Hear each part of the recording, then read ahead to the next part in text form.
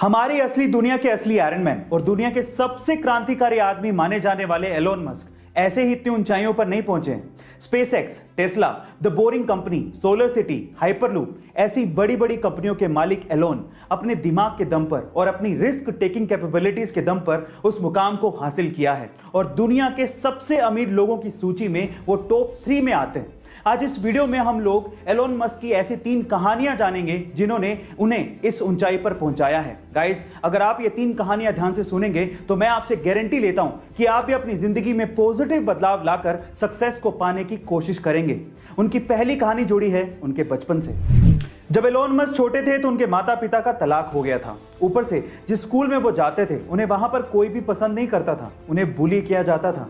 एक बार तो उनके स्कूल के बच्चों ने एलोन को इतना मारा कि वो 7 दिन के लिए हॉस्पिटलाइज हो गए थे। किसी को भी एलोन में कुछ भी खास नजर नहीं आता था। ऊपर से उनके पेरेंट्स को एलोन में एक प्रॉब्लम नजर आने लगी थी। जब भी घर वाले एलोन को बुलाते तो उन्हें कुछ सुनाई ही नहीं देता, वो कुछ जवाब ही नहीं देते थे। शुरू में घर वालों को यह लगने लगा कि उसके कान खराब हो चुके हैं। इसी वजह से एलोन को कान के डॉक्टर के पास ले जाया गया और उनकी सर्जरी करवाई गई ताकि उनकी सुनने की क्षमता बढ़ सके। लेकिन उसके बावजूद भी घर वाले जब भी बुलाते एलोन कोई जवाब ही नहीं देते। लेकिन बाद में समझ में आया कि यह साधारण सा दिखने वाला लड़का एक असाधारण क्षमता रखता है और वो क्षमता है एकाग्रता की, यानी कि कंसंट्रेशन की। जब भी एलोन मस्क कोई काम करते तो वो उसमें इतने डूब जाते कि आसपास क्या चल रहा है उन्हें कुछ भी एहसास ही नहीं होता। जब वो बुक्स पढ़ते या फिर कोई काम करते या फिर सोचते तो वो पूरी तरह से अपने माइंड को कंसंट्रेट कर देते थे। गाइस, यहां पर उनके बचपन से ये बात सीखने लायक है कि जब भी आप कोई भी काम करें अपना 100% फोकस सिर्फ उसी काम पर लगाएं, आपको सक्सेस मिलेगी ही। अगली कहानी जुड़ी है उनकी टीनेज से। गाइस, बुक्स पढ़ने की आदत उन्हें बचपन से ही लग चुकी थी और पेरेंट्स तक को पता था कि अगर एलोन घर पे नहीं है तो वो पक्का घर के किसी आसपास की लाइब्रेरी में बैठकर बुक्स पढ़ रहे होंगे। उन्हें बुक्स पढ़ने की आदत इतनी ज्यादा थी कि लाइब्रेरी की बुक्स वो खत्म कर चुके थे और जब कुछ नहीं बचा तो उसके बाद उन्होंने एनसाइक्लोपीडिया तक चाट डाली थी। अपनी पढ़ाई को आगे कंटिन्यू करने के लिए उन्होंने साउथ अफ्रीका छोड़ा और वो कनाडा शिफ्ट हो गए। बाद में हायर स्टडीज के लिए वो यूएस चले गए।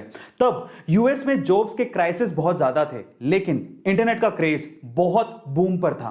तब उन्होंने अपने भाई के साथ बैठकर इंटरनेट पर कुछ करने की सोची।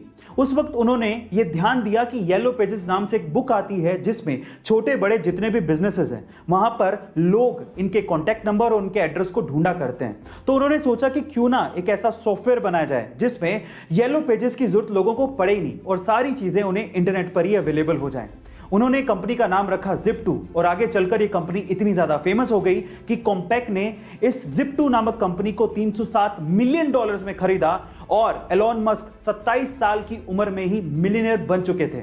अब वो चाहते तो आगे की सारी जिंदगी बड़ी आसानी से काट सकते थे, लेकिन अब सुनते हैं उनकी तीसरी कहानी जिसने उन्हें अमीर और मशहूर बना दिया।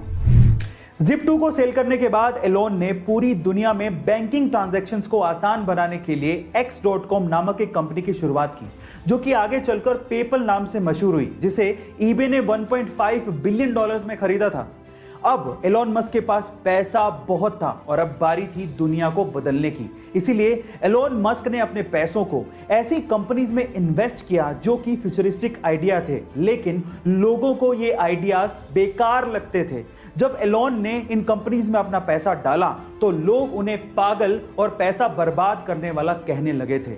सन 2002 में एलोन मस्क ने अपने पैसों का 75% हिस्सा स्पेसएक्स नामक कंपनी में लगाया, जो कि सस्ते स्पेस व्हीकल बनाना चाहती थी और लोगों को स्पेस की सैर करवाना चाहती थी। और सन 2004 में बाकी बचा हुआ पैसा टेस्ला कंपनी में लगाया, जो कि इलेक्ट्रिक व्हीकल बनाना चाहती थी। लेकिन कुछ भी आसानी से नहीं मिलता। एक वक्त ऐसा आया जब टेस्ला कंपनी डूबने वाली थी और स्पेसएक्स के शुरू के 3 रॉकेट लॉन्च पूरी तरह से हवा में ही बर्बाद हो गए थे। अब एलोन के पास सिर्फ इतना ही पैसा बचा था जिससे या तो वो टेस्ला कंपनी को बचा पाते या फिर स्पेसएक्स के चौथे रॉकेट लॉन्च में खर्च कर पाते। फिर से उन्होंने हिम्मत दिखाई, रिस्क उठाया और अपना पैसा स्पेसएक्स के चौथे रॉकेट लॉन्च में लगाया, जो कि फॉर्चुनेटली सक्सेसफुल रहा और नासा ने तब एलोन मस्क को बैक किया, $1.6 बिलियन की फंडिंग दी। उसके बाद से स्पेसएक्स ने कभी पीछे मुड़ के नहीं देखा और आज स्पेसएक्स दुनिया की टॉप 6 स्पेस एजेंसीज में शुमार है और टेस्ला ने तो एलोन मस्क को दुनिया का सबसे अमीर आदमी बना दिया है। यहां पर सीखने लायक बात यह है कि अगर आपके आइडियाज पर आपको भरोसा है तो रिस्क जरूर उठाओ, क्योंकि किस्मत भी उसी का साथ देती है जो कि अपने आप पे विश्वास रखता है और रिस्क उठाता है। याद रखो, गिरते हैं सिपे सलार जंगे मैदानों में, वो क्या गिरेगा जो अपने घुटनों पर चले।